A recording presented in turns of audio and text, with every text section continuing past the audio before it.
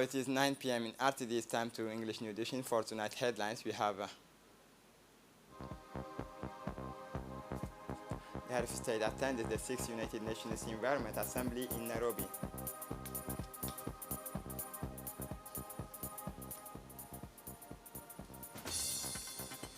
Israeli demonstrators called for an end to the military operation in Gaza. Welcome to our newsroom. The President of the Republic, His Excellency Ismail Omar Guelleh, left Kenya this Thursday earlier in the afternoon for Turkey, where he will take part in the third edition of the Antalya Diplomatic Forum, an international conference dedicated to seeking efficient and sustainable solutions to the world's most prominent multifaceted crisis. A Turkish initiative launched in 2021, the Antalya Forum brings together political leaders, including head of state and government, economic operators at the head of major conglomerates, as well as leaders of civil society and the media. Under this year's theme, Advancing Diplomacy in Times of Troubles, the third Antalya Forum will seek to establish, based on the main challenges on the world's agenda, standards, modalities for approaches and crisis resolutions. This means the idea that with regard to situations of major concern for our societies, international diplomacy conforms more than to an integrated grid of ultimate objectives and aspirations. The prevalence of strategic alliance to the detriment of viable settlement of ongoing conflict in the world, the lack of solidarity of states faced with the consequences posed by repeated transcontinental crises, the increase in tensions linked to cultural disparities constitute, to name a few of that, these issues are worrying factor likely to lead to a shake-up of the legal balances on the which our world rests through its vocation to open the debate on the essential additions to be made to the current states of expressions on international diplomacy. The Antalya Forum takes the forms of a high place of reflectionist ingenuity, ideas participatory on the profound changes characterizing the planetary orders. Its undeniable merit undoubtedly also lies in its implicit advocacy for the development of multilateralism and a diplomacy more centered on the values of justice, solidarity, and tolerance. In addition to this participation in the Antalya Diplomatic Forum, President Guelleh will take advantage of this trip to Turkey to meet on the sidelines with the main political leaders of these brother and friend countries, including President Recep Tayyip Erdogan. He will also meet with several others of the head of state and government counterparts participating like him in the third editions of the Antalya Diplomatic Forum. The President of the Republic and current President of IGAD, His Excellency Ismail Omar Guelleh, took part this morning in the work of the sixth sessions of the United Nations Environment Assembly, which took place at the headquarters of the United Nations program in Nairobi, capital of Kenya. These six sessions of the United Nations Environment Assembly, which is organized every 2 years, is an opportunity for the Assembly leaders to address the country's commitment to environmental protection agreements, but also to discuss ways forward and means to strengthen ambitions to respond to the growing challenges of climate change. This meeting is placed under the theme Effective Inclusion and Sustainable Multilateral Actions to address climate change. These sessions will focus on the examinations and adoptions of several resolutions and decisions relating to the role of multilateralism and the importance of sustainable, inclusive, and effective actions. The leaders of the countries took turn at the podium to recall the urgency of responding and the common danger, which is global warming, through the promotions of clean energy projects, in particular solar, wind, and geothermal energy. The sixth sessions of the United Nations Environment Assembly is a decisive step in the quest for a more sustainable future for our planet. By bringing together world leaders and key stakeholders, it provides an opportunity for adequate and concerted actions to protect the environment and ensure the prosperity of future generations.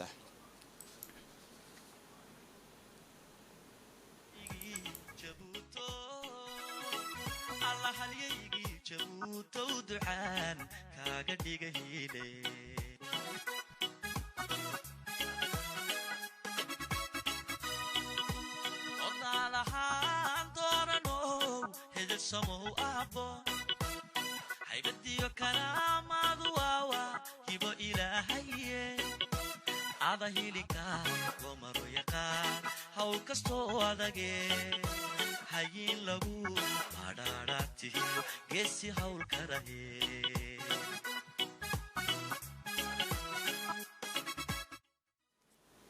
The President of the Republic and current President of IGAD, His Excellency Ismail Omar Guelleh, said in his speech, Mr. President, I would like to, first of all to thank President William Ruto and the people of Kenya for the warm welcome that has given to my delegation since our arrival in this beautiful city of Nairobi. Next, allow me to extend my warm congratulations to the newly elected President of the conference. My thanks also go to the United Nations Environment Secretariat for working selflessly to ensure the smooth running of our meetings. Our world faces many environmental challenges, including climate change, loss of nature and biodiversity, and pollution, not to mention desertification, land and soil degradation, drought and deforestation. Needless to say, the biggest threat is clearly climate change. The causes of global warming are known. They are constantly recalled within our forums. They have been explained and scientifically proven. Faced with the climate crisis, inaction is not an option because it destroys the credibility and solidity of multilateralism and international system. Indeed, after numerous agreements and commitments, multilateral financing remains below our needs for adaptations and mitigations to climate change, which are increasingly considerable. We must act now with determination and ambition if we are to mitigate the effects of climate change and build a sustainable future for all. Despite our marginal contribution to global warming, Djibouti has resolutely committed to low carbon development by implementing solar, wind, and geothermal energy projects. We have also set up the electricity interconnections with Ethiopia in order to import hydroelectricity. We have also created a regional climate change observatory. The Head of State, His Excellency Ismail Omar Guelleh, has hammered that the second challenge facing the world, Mr. President, is that of the loss of biodiversity. Biodiversity is much more than a simple collection of living species. It is with the very foundations for our existence, from lush forests to vast oceans. Each ecosystem is home to a diversity of interconnected living things, playing a vital role in maintaining ecological balance. Irresponsible human activities such as deforestation, uncontrolled urbanization, pollution and excessive exploitations of natural resources compromises the integrity of our ecosystems and endanger the survival of many species. We are witnesses to the devastating consequences of this destruction, the accelerated disappearance of animal and plant species, the degradations of natural habitats, and the increasing disruptions in ecological cycles. To this end, Djibouti has adopted a substantial legal arsenal. We have also created several protected areas and carried out reforestation actions. The mobilization of international financial resources is essential to carry out sustainable actions in favor of biodiversity. Finally, plastic pollution now affects all of the planet's ocean, threatening marine ecosystems which are essential for the development of fishing and tourism. This scourge is of such magnitude that only a global effort will resolve these problems. In this regard, we hope that an international agreement on plastic will soon be adopted. The consequences of these environmental challenges are being felt significantly, leading to irreversible impact for humans and animals.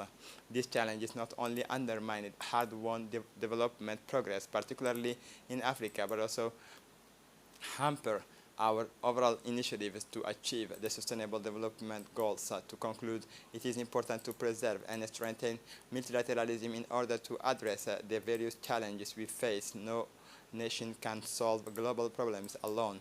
Only a reformed and strengthened multilateralism will be able to confront the challenges facing humanity.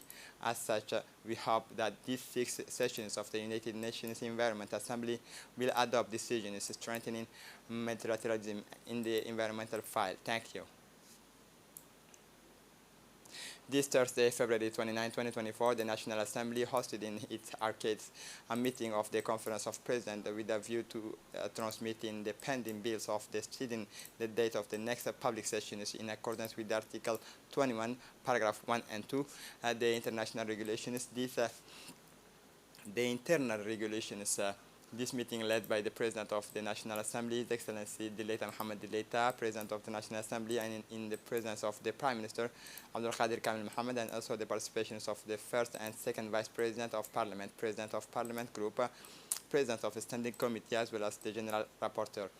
The conference focuses on the transmissions of the 5 bills to the various committees concerned, the draft law relating to the prevention and fight against corruption and similar offenses, bill amending the law relating to the fight against the financing of terrorism, bill amending law number relating to the fight against terrorism and other serious offenses, the bill supplementing and amending the law supplementing the law on the laundering, confiscations and international cooperation in matter of proceeds of crime, bill on the organizations and operation of civil society organizations in Djibouti. Finally, after the solemn opening sessions of the first ordinary session on March 3, it was decided that the plenary sessions would be held on Wednesday, March 6.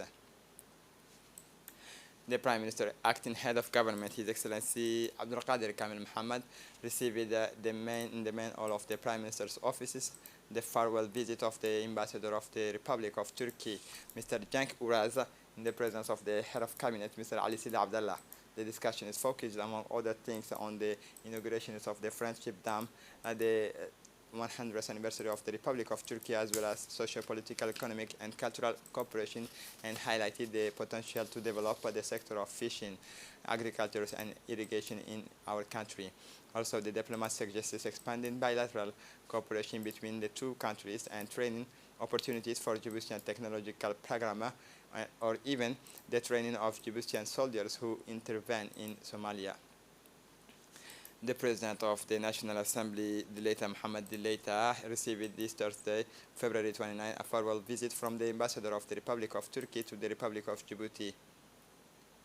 The interview took place in the Hall of Honors of the National Hemicycle in the presence of the Secretary General of the Parliament and Idris Mohammed Ahmed, Chief of Staff of the President. This visit comes to the end of the Turkish diplomat missions under the Djiboutian skies, posted in Djibouti for more than 2 years. Ambassador Cenk Uraz has not just been called to other functions by his country. During this meeting, both parties expressed their satisfaction with the fraternal relations between the two countries and the need to develop them further. On this occasion, President Dileita emphasized the availability of the Republic of Djibouti to move in the directions of this strengthening and expand the cooperation programs which draw their essence from solidly rooted historical relations, and this through the revitalizations of the Djibouti-Turkey Parliamentary Friendship Group.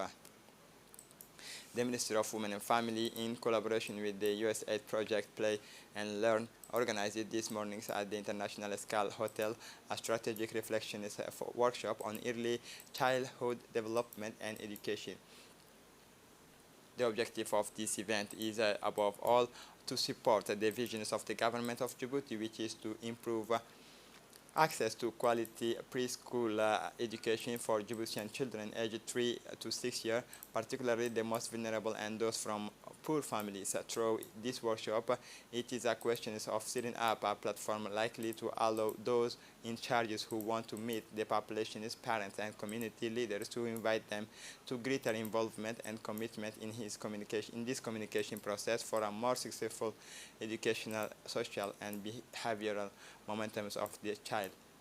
It must be remembered that in order to succeed in this initiative, those responsible must advocate in order to raise the awareness among all stakeholders of the importance of community, daycare, and creches, the efforts made, and the multi-sectoral approach adopted by the Ministry of Women and Family as part of its National Childhood Action.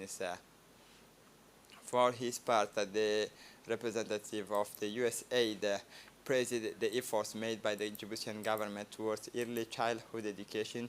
It was also a question of discussing ways to find effective strategy to distribute well-being to young children through the holistic and harmonious development of care, not only in early childhood education and health, but also nutrition awareness, development, and protection of young children. It must be remembered that in order to succeed in this initiative, those responsible must advocate in order to raise awareness among all stakeholders of the importance of community. For his part, the Minister of Budget, Ismail Ibrahim Robles, said that I believe that by ensuring together that we can achieve this objective, we will have to assume our responsibilities at all levels, at the level of the national education, at the level of women and family, and at the level of the Ministry of Budget. But to all these entities, whether government, department, or international organizations which are concerned by the issue, I think that at the family level, I remain persuaded to raise awareness and inform them about the importance of early childhood. The Minister of National Education, Mustafa Mohammed Mahmoud, said we really need to be able to put in place a common strategy, whether it be early childhood or preschool that we manage. While these two entities are interrelated, we need to ensure that it is a continuity that can enable us to work with the private schools, so that parents can be welcomed into these schools to enable them to increase the number of the students aged 5 years. For her part, the Minister of Women and Family, Muna Osman Aden, indicated that early childhood education and its development is for the government of Djibouti a duty that comes from times and society, a duty which constitutes the very foundations of our collective activity. Today, we all came together to discuss the development of this crucial education, which lays the foundation for the future life of the generations of our country. In fact, the education of the young childhood goes well beyond simple academic learning. It constitutes the foundations of which the social, emotional, and cognitive skills are built, which will shape the individual through their life. On the second day of his working mission to Nairobi, in the capital of Kenya, and on the sidelines of his participation of the 8th Council of Ministers Energy, the Minister of the member countries and East African Power Pool, the Minister of Energy in charge of Natural Resources, Yunus Ali Geddi, visited yesterday the Ithina substations, which houses the 400 kilowatt electrical transmission interconnections line linking Kenya and Tanzania. The Arusha substations, as well as done with Ethiopia. The objective pursued by the Minister Yunus Ali Geddi, the visit to this site was to see firsthand this important strategy in energy transport infrastructure, to exchanges with the manager of the management company of the substations on the experience, as well as on the good practices inherent in the dynamic of regional electricity integration initiated by Kenya and Tanzania, more particularly on the progress made in terms of electricity interconnections between these two countries. It should be noted that Isinya, a town located 48 kilometers south of Nairobi along the Nairobi-Arusha highway, is home to the substation which interconnect the electricity systems of Kenya and Tanzania. More than 103 kilometers it also interconnect the electricity system of Kenya and Ethiopia. The Minister of Infrastructure and Equipment, accompanied by the Minister of Decentralization and Local Authorities, in the presence of senior Saudi officials, kicks off the rehabilitation work of the National Road 9, also called the King Fahad bin Abdul Aziz Al Saud Road. Thus, the launch of the rehabilitation works on National Road 9, providing the connection between the two northern regions, Tajura and Obok, is part of the continuity of Djibouti's development ambitions. This work, financed by the support of the Saudi Fund for Development, is entrusted to the Saudi company Al Ayuni and its Chinese subcontractor CCECC, under the technical supervision of the Djiboutian Road Agency. this work with a total cost of 49 million US dollar.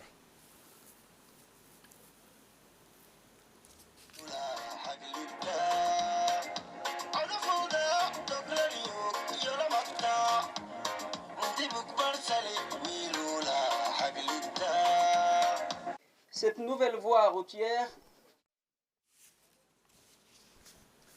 The representative of the Saudi fund said that it is with great pleasure and pride that we participate in the laying of the first stone of the Djibouti-Tajarrah Road Rehabilitation Project, King Fahd bin Abdul Aziz Road, financed by the Saudi Fund for Development through subsidies loan of 27 million US dollar. The financing of this important project is part of the development relationship between the Saudi Fund for Development and the Republic of Djibouti, which has lasted for more than 4 decades.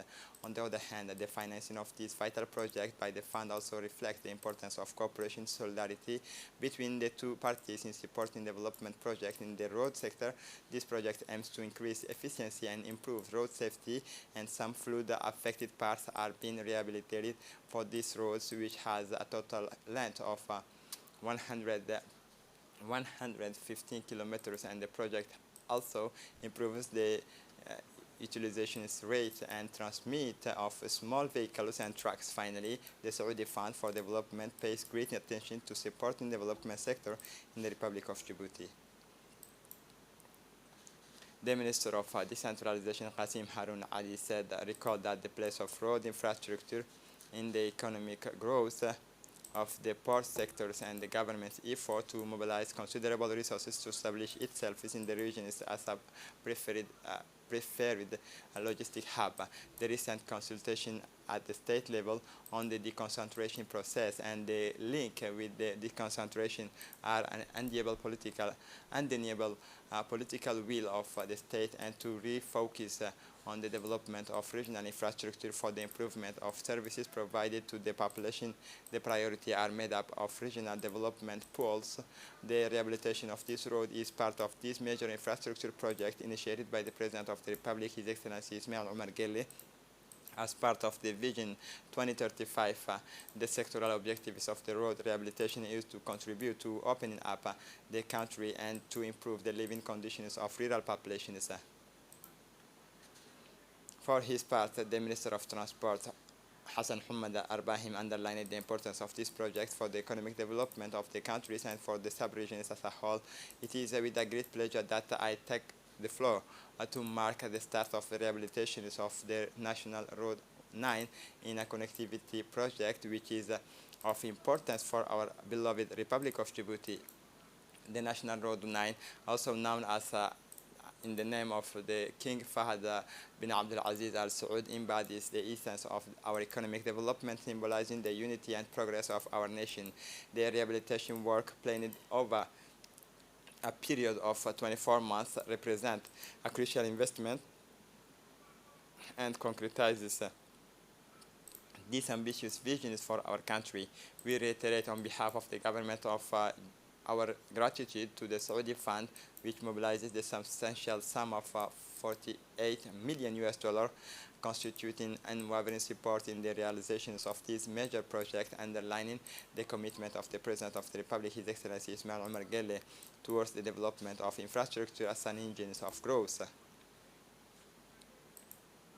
The Minister of Communication in charge of Post Telecommunication, Radwan Abdullahi Bahdoun, is on a mission to Spain from February 24 to 29, where he will participate in the World Mobile Telephony Congress.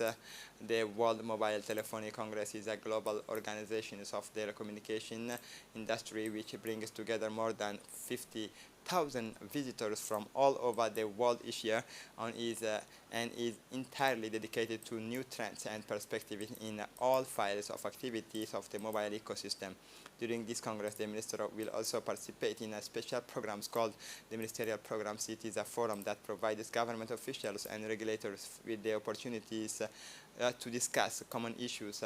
This forum is also intended to be a framework for consultations with experts from the mobile telephony industry in order to develop synergy of actions to be implemented in relation with the questions of telecommunication policy and regulations. The event has been organized since 2006 by the Global Associations of Telecom Operators, according to the GSMA, which brings together nearly 750 operators and manufacturers in the telecom sector. 2,400 exhibitors were present alongside 1,100 speakers, including the president of Microsoft, Brad Smith, and the CEO founders of the Dell, Michael Dell. Among the flagship companies, there are most of the telecoms giants Samsung, Xiaomi, Huawei, Orange, Vodafone, but also heavyweights in the tech and industry such as Airbus, Google, Accenture, and the MWC, having expanded its audience for several years. For this 2024 edition, the experts focused, among other things, on the theme of artificial intelligence, the impact of mobile connectivity, and on innovation, the modernizations of regulation. The new sub-prefect of the Third District, Mr. Heibe Harved Gedid, hosted a meeting to make contact with the active forces of the constituency, in this case with the Vice President of the Commune of Pulaus, the Police Lieutenant of the Third District, local elected officials, parliamentarian, head of the educational establishment, leaders of the civil society, and active women in association, as well as general elders. Note that a warm welcome was reserved for the new sub-prefect Heibe Harved Gedid. Finally, the speakers from civil society welcomed the prefect and recited their determinations and commitment to working hand in hand with the sub-prefect. For his part, the sub-prefect of the Third District congratulated civil society for their warm welcome. He told the populations of this sub-prefecture of the three districts that we will work together hand in hand.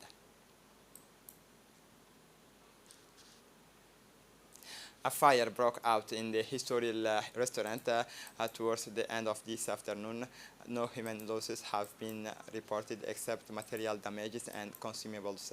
The first element of the investigations revealed that the fire broke out in the catering area, particularly the kitchen room, and was quickly brought under control by our valiant firefighters.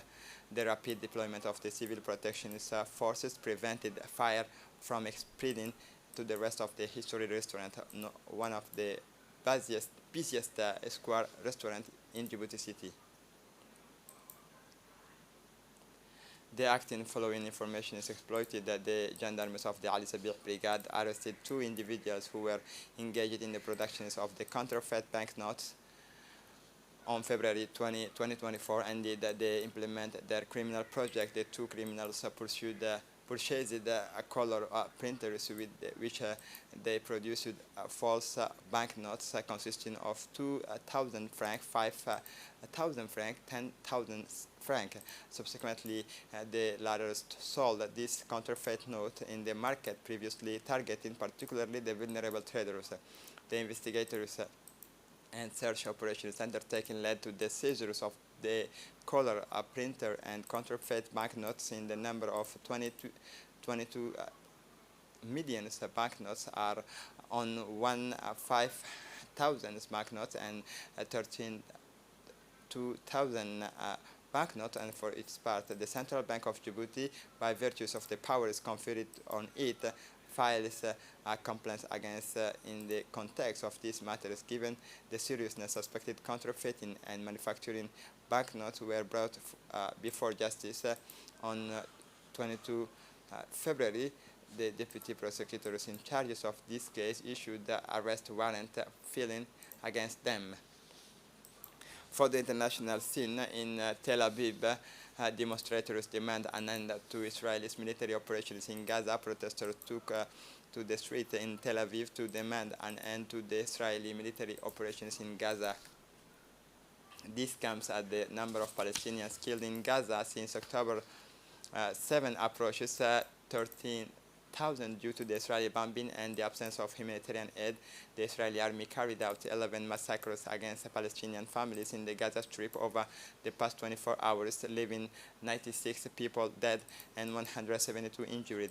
The conflict also caused massive destructions and an unprecedented humanitarian catastrophe. According to the United Nations, Pretoria has filed complaints against Tel Aviv for the crimes of before the International Criminal Court of Justice. The Jewish state's actions in the Gaza Strip have been described by the United Nations as a violation of international law, but Israel rejects these accusations, saying it is only trying to protect its citizens. And to close up this edition, Spain, the country hit by severe bad weather, storms of snow, wind, and rain shakes almost the entire Spanish territories, disrupting and complicating traffic on many roads. All regions except Extremadura were on yellow or orange alert in the last hours. Close advertising the orange alert for snowfall has been activated in Cantabria, the Pyrenees, and Galicia. In Cantabria, snow accumulations of up 15 centimeters are expected from 800 meters above sea levels in the Basque countries, Navarre, and Castile and Leon. Heavy rains caused rivers to overflow, floods, and road cuts.